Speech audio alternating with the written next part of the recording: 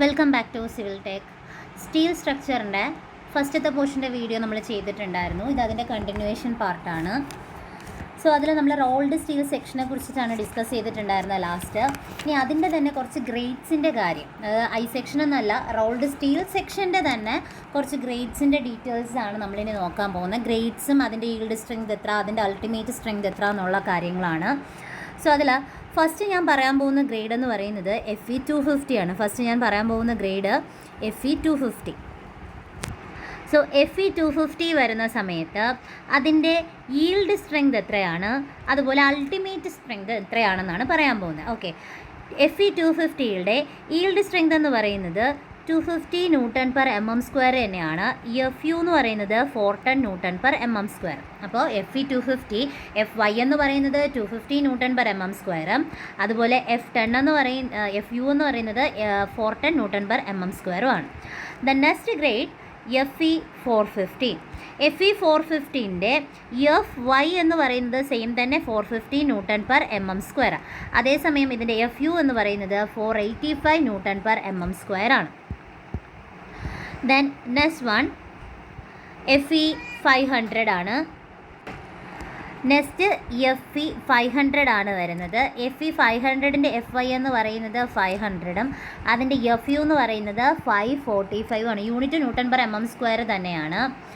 Then next 410 ആണ് വരുന്നത്. FE410 ആണെങ്കിൽ അവിടെ വ്യത്യാസമുണ്ട്. FI വരുന്നത് 250 ആണ് വരുന്നത്. അതുപോലെ തന്നെ FU എന്ന് പറയുന്നത് 410 ആണ്. പക്ഷേ ആദ്യത്തെ സെയിം സംഭവം തന്നെയാണ് 410ൽ വരുന്നത്. ഓക്കെ, എന്നുവെച്ചാൽ FY 250യും FU എന്ന് പറയുന്നത് 410 എന്നുള്ള രീതിയിൽ വരും. എല്ലാം ന്യൂട്ടൺ പെർ mm² തന്നെയാണ് യൂണിറ്റ്. ഇത് നമ്മൾ അറിഞ്ഞിരിക്കുക. FE250 തന്നിട്ട് അതിൻ്റെ ഈൽഡ് സ്ട്രെങ്ത് എത്ര, അൾട്ടിമേറ്റ് സ്ട്രെങ്ത് എത്രയെന്നായിരിക്കും ചോദിക്കുന്നത്. FI 250 newton per mm², 410 newton per mm² ആണ് FU. 415 വരുന്ന സമയത്ത് FY 415 തന്നെ, FU 485. 500 വരുന്ന സമയത്ത് FI 500 ആണ്, FU 545. 410 വരുന്ന സമയത്ത് 250 410 ആണ് വരുന്നത്. ഇനി ഒരെണ്ണം കൂടി ഉണ്ട്, FE500. FE550 ആണ്. FE550 500 ഓൾറെഡി നമ്മൾ പറഞ്ഞില്ലേ. FE550 FY എന്ന് പറഞ്ഞാൽ സെയിം തന്നെ 550 ആയിരിക്കും. ബാക്കി എല്ലാത്തിനും ചേഞ്ച് ഒന്നുമില്ല. 410ന് മാത്രമേ FIയിൽ വ്യത്യാസമുള്ളൂ, 250. ബാക്കിയെല്ലാം സെയിം തന്നെയാണ്. FY 550യും FU വരുന്നത് 585 ആണ് വരുന്നത്. FU 585. ഓക്കെ, അപ്പോൾ ഇത്രയും കാര്യങ്ങൾ ഒന്ന് അറിഞ്ഞിരിക്കുക. ഇനി ഈ 410ന് ഒരു പ്രത്യേകതയുണ്ട്. 410 എന്ന് പറയുന്നത് സ്റ്റെയിൻലെസ് സ്റ്റീലാണ്. എന്താണ്? സ്റ്റെയിൻലെസ് സ്റ്റീലാണ്. FE410 നമ്മൾ നോർമലി സ്റ്റെയിൻലെസ് സ്റ്റീൽ ബേസ്ഡ് ആണ് പറയുന്നത്. അതിൻ്റെ FI ആണ് 250, FU എന്ന് പറയുന്നത് 410 ന്യൂട്ടൺ പെർ mm². ഇതൊക്കെ ചോദിച്ചിട്ടുള്ള ക്വസ്റ്റ്യൻസ് ആണ്. ഓക്കെ, അടുത്ത് നമ്മുടെ പെർമിസിബിൾ സ്ട്രെസ്സസിൻ്റെ വാല്യൂ ആണ്. First axial tension and compression ആണ്. ആക്സിയൽ ടെൻഷൻ ആൻഡ് കംപ്രഷൻ എന്ന് വെച്ചാൽ 0.6 FI ആണ് വരുന്നത്. ഇനി ഇത് ഇമ്പോർട്ടൻ്റ് ആയിട്ട് ഇത് ഇത്രയും നോക്കിയാൽ മതി. വേണമെങ്കിൽ ഒന്ന് ഫാക്ടർ ഓഫ് സേഫ്റ്റി അറിഞ്ഞിരിക്കുക. അത്ര ഇമ്പോർട്ടൻ്റ് ആണെന്നില്ല. 1.67 ആണ് അതിൻ്റെ ഫാക്ടർ ഓഫ് സേഫ്റ്റി എന്ന് പറയുന്നത്. ഓക്കെ, അപ്പോൾ ആക്സിയൽ ടെൻഷൻ ആൻഡ് കംപ്രഷൻ ആണ് പറഞ്ഞത്. ആക്സിയൽ ടെൻഷൻ ആൻഡ് കംപ്രഷൻ അല്ല, 0.6 FI 1.67 ആണ് അതിൻ്റെ ഫാക്ടർ ഓഫ് സേഫ്റ്റി വരുന്നത്. ഇനി ബെൻഡിങ് കേസസിൽ എടുക്കുമ്പോൾ 0.66 FI ആണ് വരുന്നത്. ബെൻഡിങ് ടെൻസൈൽ സ്ട്രെസ് എന്ന് ചോദിച്ചാലും 0.66 FI തന്നെ, കംപ്രഷൻ ചോദിച്ചാലും 0.66 FI തന്നെയാണ് വരുന്നത്. സോ അതിൻ്റെ പാർഷ്യൽ ലൈഫ് സേഫ്റ്റി ഫാക്ടർ ചോദിച്ചാൽ 1.515 ആണ് വരുന്നത്. 1.515. അടുത്ത ബിയറിങ്ങിൻ്റെ കേസാണ്. ബിയറിംഗ് സ്ട്രെസ് ചോദിക്കുകയാണെങ്കിൽ 0.75 FI ആണ് ഇതിൻ്റെ ഫാക്ടർ ഓഫ് സേഫ്റ്റി. എടുത്ത് പറയുന്നു ഫാക്ടർ ഓഫ് സേഫ്റ്റി പറ്റുവാണെങ്കിൽ ഒന്ന് പഠിച്ചു വെച്ചേക്കാം. അല്ലെങ്കിൽ നിങ്ങൾ പെർമിസിബിൾ സ്ട്രെസ് അല്ലെങ്കിൽ അലൗബിൾ സ്ട്രെസ് മാത്രം നോക്കിയാൽ മതി. ബിയറിംഗ് സ്ട്രെസ് 0.75 FI 1.33 ആണ് വരുന്നത്. അടുത്ത ആവറേജ് ഷിയർ ആണ്. ആവറേജ് ഷിയർ എന്ന് പറയുമ്പോൾ 0.4 FI ആണ് വരുന്നത്. 2.5 factor of safety. 2.5 factor of safety. Average shear stress 0.4 FI ആണ് പെർമിസിബിൾ സ്ട്രെസ് അല്ലെങ്കിൽ allowable stress. And factor of safety 2.5. Maximum shear എന്ന് പറഞ്ഞാൽ 0.45 FI ആണ്, 2.22. ഓക്കെ, അപ്പോൾ ഒന്നുകൂടെ നോക്കാം നമുക്ക്. ആക്സിയൽ ടെൻഷൻ ആൻഡ് കംപ്രഷൻ എന്ന് പറഞ്ഞാൽ 0.6 FI ആണ്. ബെൻഡിങ് സ്ട്രെസ്, അതും ടെൻഷനും കംപ്രഷനും ചോദിക്കുകയാണെങ്കിൽ 0.66 FI ആണ്. ബിയറിംഗ് ചോദിച്ചാൽ 0.75 FI. ആവറേജ് ഷിയർ ആണെങ്കിൽ 0.4 FI. Maximum shear 0.45 FI. Okay, ഇനി നമ്മൾ നോക്കാൻ പോകുന്നത് കണക്ഷൻസ് ആണ്. കണക്ഷൻസ് എന്ന് വെച്ചാൽ സ്ട്രക്ചറൽ ഫാസ്റ്റനേഴ്സ് അല്ലെങ്കിൽ ജോയിൻസ്, ഫാസ്റ്റനേഴ്സും ജോയിനേഴ്സിനെയൊക്കെ കുറിച്ച് നമുക്ക് ഇനിയാണ് പഠിക്കാനുള്ളത്. സോ മെയിനായിട്ട് പറഞ്ഞാൽ ഈ കണക്ഷൻസ് എന്ന് പറയുമ്പോൾ മെയിനായിട്ട് 3 എണ്ണമാണ് വരുന്നത്: റിവറ്റഡ്, ബോൾട്ടഡ്, വെൽഡഡ്. ഇതിൽ നമുക്ക് സിവിൽ എഞ്ചിനീയറിൽ കൂടുതൽ ഫോക്കസ് ചെയ്തിരിക്കുന്ന 2 കണക്ഷൻസ് എന്ന് പറയുമ്പോൾ ബോൾട്ടഡ് കണക്ഷനും വെൽഡഡ് കണക്ഷനുമാണ്. റിവറ്റ് കൂടുതലും നമ്മൾ മെക്കാനിക്കൽ ഡിപ്പാർട്ട്മെൻറ്റുകാരാണ് യൂസ് ചെയ്യുന്നത്. അപ്പോൾ നമുക്ക് 3 അറിഞ്ഞിരിക്കണം. അതിൽ കൂടുതൽ ഫോക്കസ് ചെയ്യേണ്ട ഏരിയ ബോൾട്ടഡും വെൽഡഡും ആണ്. ഓക്കെ, അപ്പോൾ എന്താണ്, എങ്ങനെയാണെന്ന് നമുക്ക് നോക്കാം. ഫസ്റ്റ് നമുക്ക് റിവറ്റഡ് എന്താണെന്ന് ജസ്റ്റ് പറയാം. ഓക്കെ, അപ്പോൾ റിവറ്റഡ് കണക്ഷൻ എന്താണെന്ന് നോക്കാം. റിവറ്റഡ് കണക്ഷൻ എന്ന് പറഞ്ഞാൽ നമുക്ക് റിവറ്റ് എന്താണെന്ന് അറിയാമല്ലോ. ഈ ഒരു ഫിഗറിൽ നോക്കി അറിയാം റിവറ്റ് എന്താണ്, വെൽഡ് എന്താണെന്നൊക്കെ. ഈ ഒരു സംഭവമാണ് റിവറ്റഡ് എന്ന് പറയുന്നത്. എന്ന് വെച്ചാൽ നമുക്ക് പെർമനൻ്റ് ആയിട്ട് അത് ഫിക്സ് ചെയ്ത് വയ്ക്കുന്നതാണ്. അതേസമയം നമ്മുടെ നട്ടും ബോൾട്ടും എന്നൊക്കെ പറഞ്ഞാൽ നമുക്ക് വേണമെങ്കിൽ ഊരിയെടുക്കാം. പക്ഷേ ഒരിക്കലും റിവറ്റ് എന്ന് പറയുന്നത് നമുക്ക് ഊരിയെടുക്കാൻ പറ്റത്തില്ല. അത് പെർമനൻ്റ് ആയിട്ട് ചെയ്യുന്നത്. പിന്നെ ഈ കാണുന്നത് വെൽഡാണ്. ഓക്കെ, അപ്പോൾ ഇനി റിവറ്റ് എന്താണെന്ന് നോക്കാം. റിവറ്റ് എന്ന് പറയുമ്പോൾ നോർമലി റിവറ്റ് ബാസ് കൊണ്ടായിരിക്കും നമ്മൾ റിവറ്റ്സ് ഒക്കെ ചെയ്തിട്ടുണ്ടാവുക. മെഷീൻസ് യൂസ് ചെയ്ത് അതിൻ്റെ ഹെഡ് പോർഷൻസ് ഒക്കെ കറക്റ്റ് ഡിസൈഡ് ലെങ്ത് എല്ലാം നമ്മൾ കട്ട് ചെയ്തിട്ടൊക്കെയാണ് നമ്മൾ റിവറ്റ് കണക്ഷൻസ് ഉണ്ടാക്കുന്നത്. നോർമലി ഇതിൻ്റെ ഹെഡ് എന്ന് വെച്ചാൽ ഒരു ബട്ടൺ ഹെഡ് പോലെയാണ് ഇരിക്കുന്നത്. ഇനി ഫ്ലഷ് സർഫസിന് യൂസ് ചെയ്യാം. ഫ്ലഷ് സർഫസ് എന്ന് വെച്ചാൽ ലെവലായിട്ടുള്ള ഒരു പോർഷനിൽ നമുക്ക് ലെവലായിട്ട് തന്നെ എന്ന് വെച്ചാൽ ആ ഒരു ഹെഡ് പോർഷൻ നമ്മൾ ഈ ഫിഗർ കാണുമ്പോൾ അറിയാം. റിവറ്റ് എന്ന് പറയുമ്പോൾ കുറച്ച് ഹെഡ് പോർഷൻസ് ഉയർന്ന് നിൽക്കും. അങ്ങനെ ഇല്ലാതെ കറക്റ്റ് ലെവലായിട്ട് നമുക്ക് വേണമെങ്കിൽ അതിന് നമുക്ക് കൗണ്ടർ സങ്ക് റിവറ്റ്സ് യൂസ് ചെയ്യാം. കൗണ്ടർ സങ്ക് റിവറ്റ്സ് എന്ന് പറയുമ്പോഴത്തേക്കും അതിന് ഫ്ലാറ്റർ ആയിരിക്കും, അതിൻ്റെ ഷേപ്സ് ഫ്ലാറ്റർ ആയിരിക്കും. എന്ന് വെച്ചാൽ ആ സർഫസിന് കറക്റ്റ് ലെവൽ വരുന്ന രീതിയിലായിരിക്കും. നമുക്ക് എടുത്തറിയാൻ പറ്റത്തില്ല ഇവിടെ റിവറ്റ്സ് കൊടുത്തിട്ടുണ്ട് എന്നുള്ളത്. കറക്റ്റായിട്ട് നോക്കി അറിയാൻ പറ്റുമെങ്കിലും നമുക്ക് പെട്ടെന്ന് നോക്കുന്ന സമയത്ത് ഇവിടെ റിവറ്റ് ചെയ്തിട്ടുണ്ടെന്നുള്ളത് എന്ന് വെച്ചാൽ ആ ഹെഡ് പോർഷൻ കാണാത്ത രീതിയിലായിരിക്കും എന്ത് ചെയ്യുന്നത്, കൗണ്ടർ സങ്ക് റിവറ്റ്സ് ചെയ്യുന്നത്. അതുപോലെ തന്നെ ഈ നമ്മൾ ഡയമീറ്റർ എടുക്കുന്ന ഒരു 25 mm ഈക്വലോ അല്ലെങ്കിൽ അതിൽ കുറവോ ഉള്ള റിവറ്റിൻ്റെ ഡയമീറ്ററാണ് നമ്മൾ എടുക്കുന്നതെങ്കിൽ അതിൻ്റെ ഹോളെന്ന് പറയുമ്പോൾ 1.5 mm മാത്രം ലാർജറായാൽ മതിയാവും. അതേസമയം 25 mm ഗ്രേറ്റർ ആയിട്ടുള്ള ഒരു ഡയമീറ്ററാണ് നമ്മൾ എടുക്കുന്നത്, റിവറ്റിൻ്റെ ഡയമീറ്ററാണ് ചെയ്യാൻ ഉദ്ദേശിക്കുന്നതെങ്കിൽ അതിൻ്റെ ഹോളെന്ന് പറയുമ്പം 2 mm കൂടുതലായിരിക്കണം. ഓക്കെ, അതുപോലെ തന്നെ ഇതിൻ്റെ റിവറ്റിൻ്റെ ക്ലാസിഫിക്കേഷനാണ് ഇനി അടുത്ത് പറയുന്നത്. റിവറ്റിൻ്റെ ക്ലാസിഫിക്കേഷൻ മെയിനായിട്ട് നമ്മൾ അറിഞ്ഞിരിക്കേണ്ടത് power driven shop rivet, power driven field rivet, hand driven shop, hand driven field. അപ്പോൾ ഇതിൽ പവർ ഡ്രിവൻ റിവറ്റ്സ് എന്ന് പറയുമ്പം കൂടുതലായിട്ടുള്ള ഒരു ലാർജർ ആയിട്ടുള്ള പെർമിസിബിൾ സ്ട്രെസ് ആയിരിക്കും ഉണ്ടായിരിക്കുക ഹാൻഡ് ഡ്രിവൻ റിവറ്റ്സിനെ അപേക്ഷിച്ച് നോക്കുമ്പോൾ. അതുപോലെ തന്നെ permissible stress for field rivet എന്ന് പറയുമ്പം വിൽ ബി ലെസ് ആയിരിക്കും. എന്താ permissible stress for shop rivet by 10%. അതൊന്ന് ഓർത്തിരിക്കുക. ഇനി അങ്ങോട്ട് പറയുന്ന ഇക്വേഷൻസ് 3rd ഗ്രേഡിനൊക്കെ വളരെ ചാൻസ് കുറവാണ്. എങ്കിലും ഒന്നും പറയാൻ പറ്റത്തില്ല ചോദിക്കോ ഇല്ലയോ എന്ന്. എങ്കിലും ഒന്ന് നോക്കിയിരിക്കുക. അൺവിൻസ് ഫോർമുലയിൽ ഡി എന്ന് പറയുന്നത് 6.05√T ആണ്. ടി എന്ന് പറയുന്നത് thickness of plate in mm. അപ്പോൾ ഇത് ചാൻസ് കുറവാണ് ചോദിക്കാൻ 3rd ഗ്രേഡിന്. ഒരു 1st ഗ്രേഡിനൊക്കെ ആണെങ്കിൽ പ്രതീക്ഷിക്കാം. എങ്കിലും ഒന്ന് നോക്കിയിരുന്നാൽ നല്ലതാണ്. ഇനി റിവറ്റ്സിൽ നമുക്ക് അവൈലബിൾ ആയിട്ടുള്ള നോമിനൽ ഡയ എന്ന് പറയുന്നത് 12, 14, 16, 18, 20, 22, 24, 27, 30, 33 ഒക്കെയാണ് വരുന്നത്. ഫ്രഞ്ച് ഫോർമുല അപ്പം നേരത്തെ അൺവിൻസ് ഫോർമുല പറഞ്ഞതെന്ന് വെച്ചാൽ D = 6.05√T ആണ്. അതേസമയം ഫ്രഞ്ച് ഫോർമുല എന്ന് പറയുന്നത് D = 1.5T+4 ആണ് വരുന്നത്. ടി എന്ന് പറയുന്നത് 50 mm കുറവാണ്. ഓക്കെ, ജർമ്മൻ ഫോർമുല എന്ന് പറയുന്നത് D = √50T-2 ആണ്. പറ്റുമെങ്കിൽ നോക്കിയിരുന്നാൽ മതിയാവും ഇക്വേഷൻസ്. അടുത്ത് പറയുന്ന പിച്ച് ഓഫ് റിവറ്റ് ആണ്. അതും IS 800 പറഞ്ഞിട്ടുണ്ട്. മിനിമം പിച്ച് എന്ന് വെച്ചാൽ എങ്ങനെയാണ്, distance between centre of any 2 adjacent rivets holes should not be less than 2.5 times the nominal diameter of rivet. എന്താണ് 2.5 times the nominal diameter of rivet ആണ് പറഞ്ഞിരിക്കുന്നത്. For convenience, if the often taken as 3 times of nominal diameter ആണ്. 3 into nominal diameter. ഇവിടെ വരുന്ന 3 into nominal diameter. ഇത് 2.5 into diameter of rivet ആണ് പറഞ്ഞിരിക്കുന്നത്. Minimum പിച്ചിൻ്റെ കാര്യമാണ്. അതുപോലെ റിവറ്റിൻ്റെ ടൈപ്പ് കൂടെ ഒന്ന് നോക്കി വയ്ക്കുക. ലാപ്പ് ജോയിൻറ്റും ബഡ് ജോയിൻറ്റും ഉണ്ട്. ലാപ്പിൽ single riveted lap joint, double riveted lap joint, bud joint, single cover butt joint, double cover butt joint. അപ്പോൾ നമ്മൾ പറഞ്ഞായിരുന്നു റിവറ്റ് കൂടുതൽ ഇമ്പോർട്ടൻസ് വരുന്നത് മെക്കാനിക്കൽ ഫീൽഡാണ്. നമുക്ക് ഡിസൈനൊന്നും റിവറ്റിൽ ചെയ്യാനില്ല ബിടെക്കാർക്ക്. നമുക്ക് വെൽഡും ബോൾട്ടഡും ആണ് കുറച്ചുകൂടി ഇമ്പോർട്ടൻ്റ് ആയിട്ട് വരുന്നത്. അപ്പോൾ ഈ കാണിച്ചിരിക്കുന്നതൊക്കെ ഇതിൻ്റെ ഫിഗേഴ്സാണ്. Single riveted lap joint, double riveted lap joint, അതുപോലെ തന്നെ single cover butt joint, double cover butt joint. Okay, cover വരുന്നതൊക്കെ ബട്ടാണ്.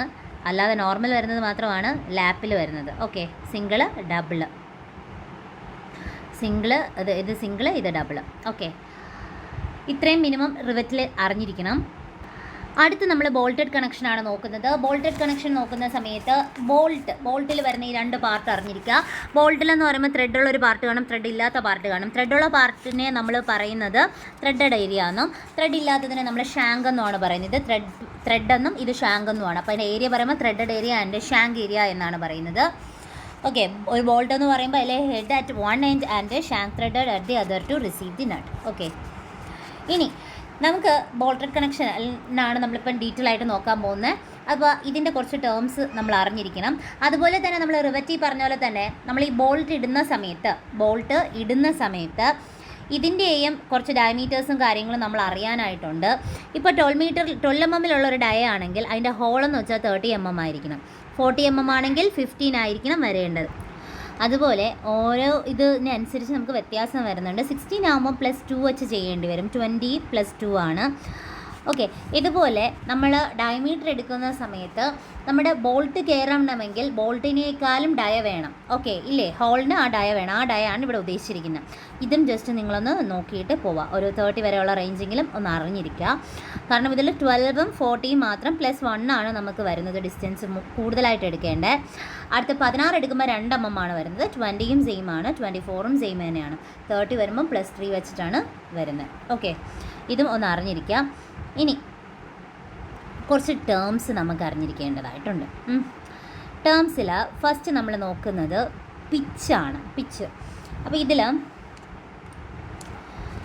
ഇതിപ്പോൾ ഞാനൊരു പ്ലേറ്റാണ് വരയ്ക്കുന്നത്. പ്ലേറ്റിൽ ബോൾട്ട് കണക്ട് ചെയ്തേക്കുവാണ്. ഇതിൽ പിച്ച് എന്താണ്, ഗേജ് എന്താണെന്നാണ് ഞാൻ ആദ്യം പറയാൻ പോകുന്നത്. ഓക്കെ, ഈ ഒരു ബോൾട്ടിൻ്റെ സെൻറ്റർ മുതൽ അടുത്ത ബോൾട്ടിൻ്റെ സെൻറ്റർ വരെ, അതിന് മുന്നേ തന്നെ ഇത് ലോഡ് ആക്ട് ചെയ്യുന്നത് ഞാനിവിടെ കാണിച്ചിട്ടുണ്ട്. ഓക്കെ, അപ്പോൾ ഇതിൽ ലോഡ് ആക്ട് ചെയ്യുന്ന അതേ ഡയറക്ഷനിൽ അല്ലെങ്കിൽ ലോഡ് ആക്ട് ചെയ്യുന്നതിന് കറക്റ്റ് പാരലായിട്ട് നമ്മൾ 2 ബോൾട്ടിൻ്റെ സെൻറ്റർ ടു സെൻറ്റർ ഡിസ്റ്റൻസ് എടുത്താൽ അതിനെയാണ് നമ്മൾ പിച്ച് എന്ന് പറയുന്നത്. എന്താണ്? അതിനെയാണ് നമ്മൾ പിച്ച് എന്ന് പറയുന്നത്. ശ്രദ്ധിക്കുക, ലോഡ് ആക്ട് ചെയ്യുന്ന സെയിം ഡയറക്ഷൻ അല്ലെങ്കിൽ ലോഡിന് എലോങ് ആയിട്ട്, അല്ലെങ്കിൽ ചിലപ്പോൾ ചോദിക്കാം ലോഡ് ആക്ട് ചെയ്യുന്നതിന് പാരലായിട്ടാണ് നമ്മൾ ഡിസ്റ്റൻസ് 2 ബോൾട്ടിൻ്റെ സെൻറ്റർ ടു സെൻറ്റർ ഡിസ്റ്റൻസ് എടുക്കുന്നതെങ്കിൽ അതിനെയാണ് നമ്മൾ പിച്ച് എന്ന് പറയുന്നത്. ഇനി ലോഡ് ആക്ട് ചെയ്യുന്നതിന് പെർപെൻഡിക്കുലറായിട്ട് നമ്മൾ ഈ 2 ബോൾട്ടിൻ്റെയും സെൻറ്റർ ടു സെൻറ്റർ ഡിസ്റ്റൻസ് എടുത്താൽ അതിന് നമ്മൾ എന്തെന്ന് പറയും? ഗേജ് എന്ന് പറയും. വ്യത്യാസം അതാണ് പിച്ചും ഗേജും. പിച്ച് പാരലായിട്ട് എടുക്കുന്നുണ്ട്, ഗേജ് പെർപെൻഡിക്കുലറായിട്ട് എടുക്കുന്നുണ്ട്. എന്തിനാണ് പാരലും പെർപെൻഡിക്കുലറും? ലോഡ് ആക്ട് ചെയ്യുന്ന ഡയറക്ഷൻ ബേസ് ചെയ്തിട്ടാണ് പറയുന്നത്. ഓക്കെ, ഇനി അടുത്ത് നമ്മൾ പറയുന്ന കാര്യം എൻഡ് ഡിസ്റ്റൻസും എഡ്ജ് ഡിസ്റ്റൻസുമാണ്. സോ ഇത് കണ്ടില്ലേ, ഇത് എൻഡ്, ഇതാണ് എഡ്ജ്. ഓക്കെ, ഇത് എൻഡ്, ഈ പോർഷൻ എന്ന് പറഞ്ഞാൽ എഡ്ജ്. ഇതും വേണമെങ്കിൽ പറയാം ലോഡ് ആക്ട് ചെയ്യുന്നതിന് അതേ ഡയറക്ഷനിൽ എടുത്തിട്ട് നമ്മുടെ നമ്മുടെ ബോൾട്ടിൻ്റെ സെൻറ്ററും ആ എൻഡ് പോർഷനും ഇടയിലുള്ള ആ ഒരു ഡിസ്റ്റൻസിനെയാണ് നമ്മൾ എന്ത് പറയുന്നത്? എൻഡ് ഡിസ്റ്റൻസ് എന്ന് പറയുന്നത്. എഡ്ജ് ഡിസ്റ്റൻസ് എന്ന് പറയുമ്പോൾ പെർപെൻഡിക്കുലറി എടുക്കുന്നതിനെയാണ് നമ്മൾ എഡ്ജ് ഡിസ്റ്റൻസ് എന്ന് പറഞ്ഞിരിക്കുന്നത്. ഓക്കെ, അപ്പോൾ അതൊന്ന് നോക്കാം. ഫസ്റ്റ് ഇത് നോക്കാം. Pitch, centre to centre distance between bolt in the direction of load. അങ്ങനെ തന്നെയല്ലേ നമ്മൾ പറഞ്ഞത്? Gauge, centre to centre distance between bolts perpendicular to load directions. അടുത്ത എഡ്ജ് ഡിസ്റ്റൻസ്. ശ്രദ്ധിക്കുക, എഡ്ജ് ഡിസ്റ്റൻസ് ആണ് പറഞ്ഞിരിക്കുന്നത്. എഡ്ജ് ഡിസ്റ്റൻസ് നമ്മൾ എന്തെന്നാണ് പറഞ്ഞത്? Edge distance distance between the center of bolt and edge or end of the plate element measured perpendicular to the force direction. അങ്ങനെ തന്നെ അല്ലേ എടുത്ത്? പെർപെൻഡിക്കുലർ, ഫോഴ്സിൻ്റെ ഡയറക്ഷന് പെർപെൻഡിക്കുലർ ആണെങ്കിൽ അതിനെ നമ്മൾ പറയുന്നത് എഡ്ജ് ഡിസ്റ്റൻസ്. അടുത്ത് പറഞ്ഞ എൻഡ് ഡിസ്റ്റൻസ് ആണ്. Distance between the centre of bolt and edge or end of the plate element measured parallel to the force of direction. അങ്ങനെ തന്നെയല്ലേ നമ്മൾ പറഞ്ഞത്? പാരലൽ അല്ലേ നമ്മൾ പറഞ്ഞത്? ഓക്കെ, പാരലൽ ആണെങ്കിൽ നമ്മൾ എന്ത് പറഞ്ഞു? എൻഡ് ആണെന്നും പെർപെൻഡിക്കുലർ ആണെങ്കിൽ എഡ്ജ് ആണെന്നും നമ്മൾ പറഞ്ഞു. അടുത്ത് പറയുന്ന ഗേജ് ലൈൻ. അത് വേറെ ഒന്നുമല്ല, line joining the centre of the bolt in the direction of load. Pitch line എന്ന് വെച്ചാൽ line joining the centre of bolt perpendicular to the direction of load. അതാണ് ഉദ്ദേശിച്ചിരിക്കുന്നത്. ഓക്കെ, ഇത് നോക്കിക്കേ, നമ്മുടെ പിച്ച് ലൈൻ എന്ന് പറയുമ്പം ഈ ഫിഗറിൽ നോക്കിയാൽ മതിയാവും. ഇതാണ് പെർപെൻഡിക്കുലർലി ആണ് നമ്മൾ പറഞ്ഞിരിക്കുന്ന പിച്ച് ലൈൻ എന്നും മറ്റത് ഗേജ് ലൈൻ എന്നുമാണ് നമ്മൾ പറഞ്ഞിരിക്കുന്നത്. ഓക്കെ, അപ്പോൾ ഇത്രയും ടേംസ് നമ്മൾ അറിഞ്ഞിരിക്കേണ്ടതായിട്ടുണ്ട്. ഇനി നമുക്ക് ഒരു കാര്യം കൂടെ നോക്കാണ്ട്, പിച്ചും നമ്മൾ പറഞ്ഞു, എൻഡ് ഡിസ്റ്റൻസ് അല്ലെങ്കിൽ എഡ്ജ് ഡിസ്റ്റൻസും പറഞ്ഞു. ഇതിന് ഇക്വേഷൻ ഉണ്ട്. ഈ ഇക്വേഷൻ നമുക്ക് ചോദിച്ചിട്ടുള്ള കാര്യമാണ്. പിച്ചെന്ന് പറയുമ്പോൾ 2.5 ഇൻറ്റു ഡി, ഡയമീറ്ററും അതുപോലെ തന്നെ 2.5 ഇൻറ്റു ഡി എടുക്കുന്നതാണ് എന്തെന്ന് പറയുന്നത് പിച്ച് എന്ന് പറയുന്നത്. ഇ എന്ന് പറയുമ്പോൾ ഇ എന്ന് വെച്ചാൽ എൻഡും വരാം എഡ്ജും വരാം. സോ അതിന് ഇക്വേഷൻസ് രണ്ടെണ്ണം പറയുന്നുണ്ട്. ഒന്ന് 1.7 ഇൻറ്റു ഡി നോട്ട്, ഒന്ന് 1.7 ഇൻറ്റു ഡി നോട്ട്. 1.5 ഡി നോട്ടും ഉണ്ട്, അതുപോലെ തന്നെ 1.7 ഡി നോട്ട്. ഡി നോട്ട് എന്ന് പറയുമ്പോൾ ഹോളിൻ്റെ ഡയ ആണേ വരുന്നത്. എന്ത് കണ്ടീഷനിലായിരിക്കും ഇവർ 1.5 പറഞ്ഞിരിക്കുന്നതെന്ന് അറിയണ്ടേ? 1.5 എന്ന് പറയുമ്പോൾ നമ്മൾ ഈ ഹോളിൽ 1.5 ഡി നോട്ട് എടുക്കാൻ കാരണമെന്ന് പറയുന്നത് റോൾഡ് സെക്ഷൻ, അതുപോലെ തന്നെ മെഷീൻ ഫ്ലെയിം കട്ടൊക്കെയാണ് വരുന്നത്. മെഷീൻ ഫ്ലെയിം കട്ട്, അതുപോലെ സോൺ ചെയ്യുകയാണ്. പ്ലെയിൻ എഡ്ജസ് ഒക്കെ വരുന്ന കേസസിലാണ് നമ്മൾ 1.5 ഡി നോട്ട് കൊടുക്കുന്നത്. ഇനി 1.7 ഡി നോട്ട് കൊടുക്കാനുള്ള കാരണം എന്ന് പറയുന്നത് ഷിയേർഡ് അല്ലെങ്കിൽ ഹാൻഡ് ഫ്ലൂംസ് വരുന്നത്. Okay, hand flame cut edges ഒക്കെ വരുന്ന സമയങ്ങളിലാണ് 1.7 ഡി നോട്ട് കൊടുക്കുന്നത്. അപ്പോൾ 1.5 റോൾഡ്, മെഷീൻ കട്ട്, അതുപോലെ പ്ലെയിൻ എഡ്ജസ് ഒക്കെ വരുമ്പോൾ 1.5ഉം, ഷിയേർഡ് ആയിട്ടുള്ളതും അതുപോലെ തന്നെ ഹാൻഡ് ഫ്ലെയിം കട്ട് എഡ്ജസ് ഒക്കെ വരുന്ന സമയങ്ങളിലാണ് നമ്മൾ 1.7 കൊടുക്കുന്നത്. ഇതൊന്ന് അറിഞ്ഞിരിക്കുക. പിയും ചോദിച്ചിട്ടുണ്ട്, ഇയും ചോദിച്ചിട്ടുള്ളതാണ്. ഓക്കെ, ഇനി നമ്മൾ പറയുന്നതെന്ന് വെച്ചാൽ ഈ ബോൾട്ടഡ് കണക്ഷൻ്റെ ടൈപ്സ് ആണ്. മെയിനായിട്ട് നമുക്ക് പഠിക്കാനുള്ളതെന്ന് പറയുമ്പോൾ ലാബ് ജോയിൻറ്റും ബഡ് ജോയിൻറ്റുമാണ്.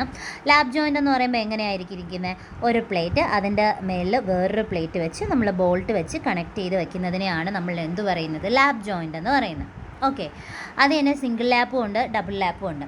ബഡ് ജോയിൻ്റ് എന്ന് പറയുമ്പോൾ എങ്ങനെയായിരിക്കും വരുന്നത്? 2 പ്ലേറ്റ്സ് കാണും. ഈ 2 പ്ലേറ്റ്സിന് ഒരു കവർ വെച്ചിട്ടായിരിക്കും നമ്മൾ എന്ത് ചെയ്യുന്നത്? കണക്ട് ചെയ്തിരിക്കുന്നതെങ്കിൽ അതിന് നമ്മൾ ബഡ് ജോയിൻ്റ് എന്നായിരിക്കും പറയുന്നത്. ഇനി ഈ ബഡ് ജോയിൻറ്റും 2 ടൈപ്പ് ഉണ്ട്. സിംഗിൾ ബട്ടും ഉണ്ട്, ഡബിൾ ബട്ടും ഉണ്ട്. ഓക്കെ, അപ്പോൾ ലാബ് ജോയിൻറ്റും പറഞ്ഞു നമ്മൾ, സിംഗിൾ ലാപ്പും ഉണ്ട്, ഡബിൾ ലാപ്പും ഉണ്ട്, ബട്ടും ഉണ്ട്, single bud joint and double bud cover joint. Okay, ഇനി ഇതിൽ ഈ ഒരു രീതിയിലാണ് ഫിഗർ വരുന്നത്. ഇത് സിംഗിൾ ലാപ്പിൻ്റെയും ഇത് ഡബിൾ ലാപ്പാണ്. സിംഗിൾ ലാപ്പ് എന്ന് പറയുമ്പോൾ എഫിഷ്യൻസി കുറവാണ്. എസെൻട്രിസിറ്റി ഇവിടെ ഡെവലപ്പ് ചെയ്യാനുള്ള ചാൻസസ് ഉണ്ട് ഈ കപ്പിൾസിൽ. അതുപോലെ തന്നെ ഇതെന്ന് പറയുമ്പോൾ അൺനെസസറി ആയിട്ടുള്ള ബെൻഡിങ്ങിനും ടെൻഷൻ സൈഡിലൊക്കെ ഫെയിലുവർ ഉണ്ടാവാനായിട്ടൊക്കെ ഉള്ള ചാൻസസ് കൂടുതലാണ് സിംഗിൾ ബോൾട്ടഡ് ലാപ്പിൽ. ഓക്കെ, അപ്പോൾ എന്തുകൊണ്ടും സിംഗിൾ ബോൾട്ടഡിനേക്കാളും ഡബിൾ ബോൾട്ടഡ് എന്തായിരിക്കും? എഫിഷ്യൻസി കൂടുതലായിരിക്കും. ഇനി ഈ കാണുന്നതാണ് നമ്മുടെ ബഡ് ജോയിൻറ്റ്. ആ ബഡ് ജോയിൻറ്റിൽ ഫസ്റ്റത്തത് സിംഗിൾ കവർ ബഡ് ജോയിൻറ്റ്, രണ്ടാമത് പറഞ്ഞിരിക്കുന്നത് ഡബിൾ കവർ ബഡ് ജോയിൻ്റ് ആണ്. ഇതിൽ എഫിഷ്യൻസി കൂടുതൽ ഏതിനാണെന്ന് ചോദിച്ചാൽ ഡബിൾ കവർ ബഡ് ജോയിൻറ്റിന് തന്നെയാണ്. എസെൻട്രിസിറ്റിയൊക്കെ എലിമിനേറ്റ് ചെയ്യാൻ പറ്റും നമുക്ക് ഈ ഡബിൾ കവർ ബഡ് ജോയിൻറ്റിന്. ഓക്കെ, ഇനി നമ്മൾ അറിഞ്ഞിരിക്കേണ്ട ഇതിൻ്റെ പിച്ചിൻ്റെ വാല്യൂ. നമ്മൾ ഓൾറെഡി പറഞ്ഞു, പിച്ച് നോർമലി എടുക്കുന്ന 2.5 ഇൻറ്റു ഡി ആണ്. നമ്മൾ ഡിസൈൻ പർപ്പസിനൊക്കെ എടുക്കുന്നത് 2.5 ഇൻറ്റു ഡി ആണ്. ഡി ഡയമീറ്റർ ഓഫ് ബോൾട്ടാണ് വരുന്നത്. മറ്റത് ഡി നോട്ട് എന്ന് പറഞ്ഞാൽ ഡയമീറ്റർ ഓഫ് ബോൾട്ട് നമ്മുടെ ഹോളില്ലേ, അതാണ് ഉദ്ദേശിക്കുന്നത്. ഇനി ഇതിൽ മാക്സിമം വാല്യൂസ് ബേസ് ചെയ്ത് നമ്മുടെ ടെൻഷനും കംപ്രഷനും സെപ്പറേറ്റ് വാല്യൂസ് ആണ് പറയുന്നത്. ടെൻഷൻ മെമ്പേഴ്സ് എടുത്താൽ 16 ഇൻറ്റു ടി ഓർ 200 mm ആണ് പറയുന്നത്. അതുപോലെ കംപ്രഷൻ മെമ്പർ എടുക്കുകയാണെങ്കിൽ 12 ഇൻറ്റു ടി എന്താണ് വരുന്നത്? 12 into 2 or 12 into T or 200 mm ആണ് പറയുന്നത്. രണ്ടും കോഡ് ബുക്കിൽ തന്നെ സ്പെസിഫൈ ചെയ്യുന്നുണ്ട്. കോഡ് ബുക്കിൽ നിങ്ങൾ 74 പേജ് എടുക്കുകയാണെങ്കിൽ 10.2.3.32 എന്ന് പറഞ്ഞാൽ 10.2.3.2 എന്ന് പറയുന്ന ക്ലോസിൽ കറക്റ്റ് ഈ കാര്യം മെൻഷൻ ചെയ്യുന്നുണ്ട്. നോർമലി നമ്മൾ എടുക്കുന്നത് അല്ലെങ്കിൽ ഒരു മിനിമം വാല്യൂ ആയിട്ട് എടുക്കുന്നത് 2.5 ഡി ആണ്. ഡിസൈൻ പർപ്പസിന് നമ്മൾ എപ്പോഴും ഈ ഇക്വേഷനാണ് എടുക്കുന്നത്. ഇനി അതിൻ്റെ മാക്സിമം റേഷ്യോ ടെൻഷൻ മെമ്പറും കംപ്രഷൻ മെമ്പറും സെപ്പറേറ്റ് നിങ്ങളുടെ അടുത്ത് ക്വസ്റ്റ്യൻ ചോദിക്കുകയാണെങ്കിൽ ചോദിക്കാൻ ചാൻസ് ഉണ്ട്. അത് 16 into T or 200 mm, compression members 12 T or 200 mm ആണ് വരുന്നത്. ഓക്കെ, അടുത്ത് നമ്മൾ പറയാൻ പോകുന്നത് വെൽഡഡ് കണക്ഷനാണ്. വെൽഡഡ് കണക്ഷൻ എന്ന് പറയുമ്പോൾ ഇതുപോലെ 2 പ്ലേറ്റ്സിനെ തന്നെ നമ്മൾ വെൽഡ് ചെയ്ത് സെറ്റ് ചെയ്ത് വെക്കുന്നതാണ് വെൽഡിംഗ് എന്ന് പറയുന്നത്. 2 ടൈപ്പ് വെൽഡിംഗ് ഉണ്ട്. ആർക്ക് വെൽഡിങ്ങും ഉണ്ട്, അതുപോലെ തന്നെ ഓക്സി അസറ്റലൈൻ ഗേഴ്സ് വെൽഡിങ്ങും ഉണ്ട്. ഈ ആർക്ക് വെൽഡിംഗ് എന്ന് പറയുമ്പോൾ ഈ മെമ്പറിൻ്റെ എൻഡ്സ് തമ്മിലായിരിക്കും നമ്മൾ ഹീറ്റ് ചെയ്ത് കണക്ട് ചെയ്യുന്നത്. അവിടെ കൊടുക്കുന്ന ഹീറ്റ് ചോദിച്ചാൽ 3000 ഡിഗ്രി സെൽഷ്യസ് ആണ് വരുന്നത്. ഇലക്ട്രിക് ആർക്കായിരിക്കും വരുന്നത്. മോൾട്ടൺ വെൽഡ് മെറ്റീരിയൽ ഡെപ്പോസിറ്റ് ചെയ്തിട്ടാണ് നമ്മളത് കൂൾ ചെയ്ത് സെറ്റ് ചെയ്യിപ്പിച്ചിട്ടാണ് ഈ പറയുന്ന വെൽഡിങ് നമ്മൾ ചെയ്യുന്നത്. ഇനി വെൽഡിങ്ങിൻ്റെ അഡ്വാൻറ്റേജസ് എന്തൊക്കെയാണെന്ന് നോക്കാം. വെൽഡിങ്ങിൻ്റെ അഡ്വാൻറ്റേജസ് എന്ന് പറഞ്ഞാൽ welded joints more stiff as compared to riveted joints. എന്താണ് റിവറ്റഡ് ജോയിൻറ്റിനെ വെച്ച് കമ്പയർ ചെയ്യുന്ന സമയത്ത് വെൽഡഡ് ജോയിൻറ്റ്സ് എന്ന് വെച്ചാൽ കുറച്ചുകൂടി സ്റ്റിഫാണ്. അതുപോലെ ഈ വെൽഡഡ് ജോയിൻറ്റ്സിൻ്റെ അപ്പിയറൻസ് എന്ന് പറയുമ്പോൾ ഇറ്റ്സ് ബെറ്റർ ആണ്. Appearance of welded joints is better. The overall weight of steel is reduced by the use of welded joints. Okay, overall weight of steel എന്ന് പറയുമ്പോൾ നമുക്ക് റെഡ്യൂസ് ചെയ്യാൻ പറ്റും. അതുപോലെ തന്നെ the noise is produced in the welded process as in the riveting process. റിവറ്റിനെ അപേക്ഷിച്ച് നോയ്സസും ഇല്ലയെന്ന് വേണമെങ്കിൽ നമുക്ക് പറയാം. The speed of fabrication is higher ആണ് in the welding process and require less working space ആണ്. മെയിൻ്റനൻസ് ഒന്നും കാണത്തില്ല. Is required and hence economical ആണ്. സംഭവം റിവറ്റിനെ വെച്ച് നോക്കുമ്പോൾ മച്ച് ബെറ്റർ എന്ന് പറയുന്നത് വെൽഡാണ്. അടുത്ത ഡിസഡ്വാൻറ്റേജസ് ഓഫ് വെൽഡഡ് കണക്ഷൻസ് നോക്കിയാൽ testing the perfectness of weld and detections of defects such as air pockets undercuttings cracks are difficult. അതുപോലെ brittleness of weld may cause sudden failure of structures. Dismantling and re erection of welded structures will be difficult. There may be warping of members due to the uneven heating and cooling. Skilled labours is required for better and quick fabrication. Okay, അപ്പോൾ ചുരുക്കി പറഞ്ഞാൽ നമുക്ക് ഇപ്പോൾ weld ചെയ്തിരിക്കുന്നതിനൊക്കെ maintenance ചെയ്ത് വയ്ക്കാമെന്ന് പറയുന്നത് ഇച്ചിരി പാടുള്ള കാര്യമാണ്. അതുപോലെ തന്നെ ഇപ്പം ഈ നമ്മൾ മെമ്പറിന് ഹീറ്റ് ചെയ്യുമ്പോഴും കൂൾ ചെയ്യുമ്പോഴും അതിലൊരു വ്യത്യാസം വന്നാൽ അതിന് വാർപ്പിംഗ് ഉണ്ടാവാനുള്ള ചാൻസ് ഉണ്ട്. അതുപോലെ തന്നെ ഒരു ബെറ്റർ അപ്പിയറൻസ് ഒക്കെ കിട്ടണമെങ്കിൽ സ്കിൽഡ് ആയിട്ടുള്ള ലേബേഴ്സിനെ കൊണ്ട് തന്നെ ചെയ്യിക്കണമെങ്കിൽ നമുക്ക് പെട്ടെന്ന് ഫാബ്രിക്കേറ്റ് ചെയ്ത് എടുക്കാനും പറ്റത്തുള്ളൂ. അതുപോലെ തന്നെ ഇപ്പോൾ ഡിസ്മാൻഡിൽ ചെയ്യുന്നു, റീഇറക്ഷൻ ചെയ്യുന്ന സമയത്തൊക്കെ ഭയങ്കര ഡിഫിക്കൽറ്റിയാണ് ഈ വെൽഡഡ് ആയിട്ടുള്ളത്. ഓക്കെ, അപ്പോൾ ഇത്രയും കാര്യങ്ങളാണ് അതിൻ്റെ ഡിസ്അഡ്വാൻറ്റേജസിൽ നമ്മൾ പറയുന്നത്. ഇനി ഇതിൽ നമുക്ക് വെൽഡഡ് കണക്ഷൻ കൂടെ വെച്ചിട്ട് സ്റ്റോപ്പ് ചെയ്യാം ഈ വീഡിയോ. ഈ വെൽഡഡ് കണക്ഷൻ്റെ ടൈപ്സ് ആണ് ഇനി പറയാൻ പോകുന്നത്. Types of weld and welded joint. മെയിനായിട്ട് പൊസിഷൻ ബേസ് ചെയ്ത് പറയുന്നുണ്ട്. Types of weld, types of joints base ചെയ്തിട്ടൊക്കെ നമുക്ക് ക്ലാസിഫിക്കേഷൻ വരുന്നുണ്ട്. ഇതൊന്ന് നോക്കി വെച്ചേക്ക്, കാരണം ഏതിൻ്റെയൊക്കെ അണ്ടറിലാണ് വരുന്നതെന്ന്. പൊസിഷൻസ് ബേസ് ചെയ്തിട്ട് flat, horizontal, vertical, overhead. എന്താണ് flat, horizontal, vertical, overhead. അതേപോലെ ടൈപ്സ് ഓഫ് വെൽഡ് നമുക്ക് ഏറ്റവും കൂടുതൽ വരുന്നത് ഈ പോർഷനാണ്. ടൈപ്സ് ഓഫ് വെൽഡ് ബേസ് ചെയ്തിട്ട് ബട്ട് വെൽഡ് ഉണ്ട്, ഫില്ലറ്റ് ഉണ്ട്, സ്ലോട്ട് ഉണ്ട്, പ്ലഗ് ഉണ്ട്. എന്തൊക്കെയാണ്? Butt weld, fillet weld, slot ഉണ്ട്, പ്ലഗ് ഉണ്ട്.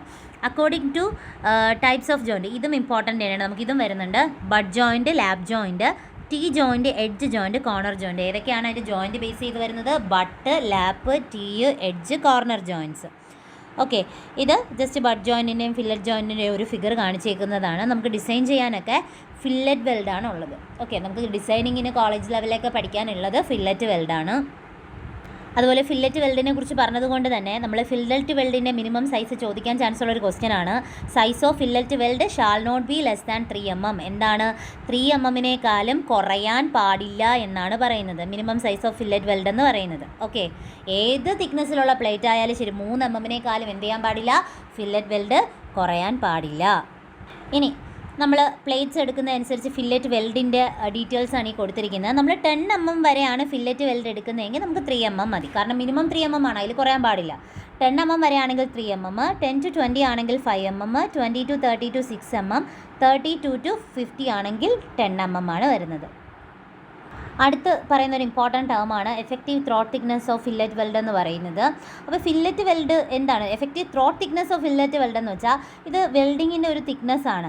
നമ്മൾ ഈ കാൽക്കുലേറ്റ് ഒക്കെ ചെയ്യുന്ന സമയത്ത് എന്ന് വെച്ചാൽ സ്ട്രെങ്ത് ഒക്കെ കാൽക്കുലേറ്റ് ചെയ്യുന്ന സമയത്ത് നമ്മൾ എപ്പോഴും കൺസിഡർ ചെയ്യുന്നത് എഫക്റ്റീവ് ആയിട്ടുള്ള ഈ ത്രോട്ട് തിക്നെസ് ആണ്. അപ്പോൾ ഈ ത്രോട്ട് തിക്നെസ് എന്ന് പറയുമ്പം എങ്ങനെയാണ്? It's shall not be less than 3 mm ആണ്. And shall not exceed 0.7 times the thickness of thinner part. 3 mm എന്ത് ചെയ്യാൻ പാടില്ല? കുറയാൻ പാടില്ല. അതുപോലെ 0.7 ടൈപ്സ് ഓഫ് തിക്നെസ്സിനേക്കാളും കൂടാനും പാടില്ല, എക്സീഡ് ചെയ്യാനും പാടില്ല. ശ്രദ്ധിക്കുക, ത്രോട്ട് തിക്നെസ് 3 mm കുറയാനും പാടില്ല, 0.7 into T കൂടാനും പാടില്ല.